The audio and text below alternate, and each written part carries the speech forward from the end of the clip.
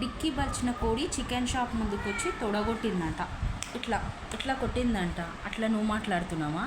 నిజంగా నువ్వు మాట్లాడుతున్నావా? బా, అది నేను నమ్మాలా? అది నమ్మాలా?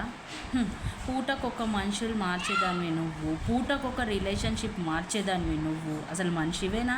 అసలు నువ్వు ఇంకా న్యాయాల కోసం మాట్లాడుతున్నావా? ఇంకా దేవుడు చూస్తాడు చేస్తాడు అని ఇలాంటి మాటలు నేను నోటితో అస్సలు సూట్ అవుతలేవు తెలుసా.